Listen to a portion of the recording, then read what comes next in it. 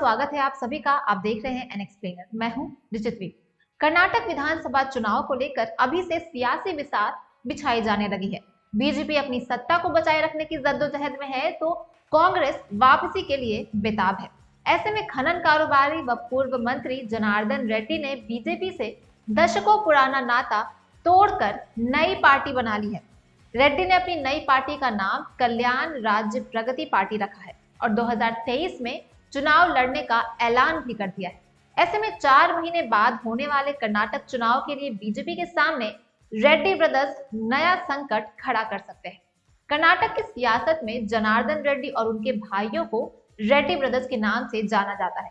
खनन उद्योग से जुड़े जनार्दन ने अपने पार्टी बनाने की घोषणा ऐसे समय की है जब 2023 के विधानसभा चुनाव को लेकर सियासी तपिश गर्म है। नेताओं का एक दल से दूसरे दल में जाने का सिलसिला चल रहा है। ऐसे में जनार्दन रेड्डी ने अपनी पार्टी से गंगावती विधानसभा सीट से चुनाव लड़ने की हुंकार भर दी है। जनार्दन रेड्डी ने कहा कि पार्टी की शुरुआत एक नई राजनीतिक कड़ी है। इसके जरिए कर्नाटक के लोगों का कल्याण करने और सेवा करने के लिए आया हूं। बीजेपी का नाम लिए बिना रेड्डी ने कहा कि अगर राजनीतिक दल ने कर्नाटक में लोगों को धर्म और जाति के नाम पर बांटने की कोशिश करेंगे और उसका फायदा उठाने की कोशिश करेंगे तो मैं बताना चाहता हूं कि यहाँ ये संभव नहीं है। राज्य के लोग हमेशा एकजुट रहे हैं और एकजुट रहेंगे। जनार्दन रेड्डी के नई राजनीतिक पार्टी बनाने से कर्नाटक की सियासत में प्रभाव पड़ सकता है और खासकर बेल्लारी के क्षेत्र में बीजेपी के लिए चुनौती बढ़ा सकता है।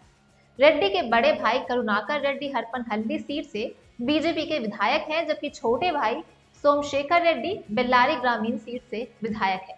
इसके अलावा बीजेपी नेता और कर्नाटक के मंत्री श्री रामुलु के साथ उनकी गहरी दोस्ती है।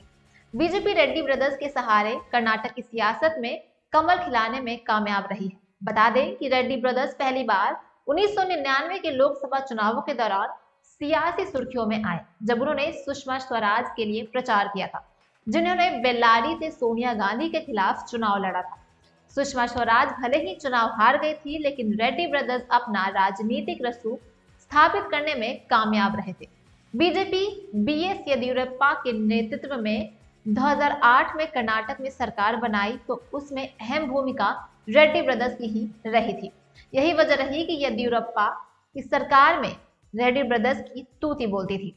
रेड्डी के नई पार्टी बनाने और बड़े पैमाने पर चुनाव में उतरने का संकेत देने का सीधा अर्थ है कि वो बीजेपी के लिए मुश्किल पैदा कर सकती है, क्योंकि वो हमेशा बीजेपी में रहे हैं। बतौर कारोबारी पार्टी ने उन्हें प्रोजेक्ट भी किया था।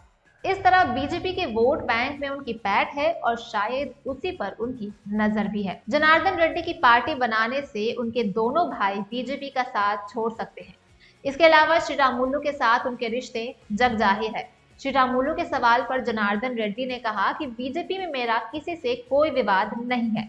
श्री रामुलु मेरे बचपन से ही घनिष्ठ मित्र रहे हैं और हमारे बीच अच्छे संबंध बने रहेंगे।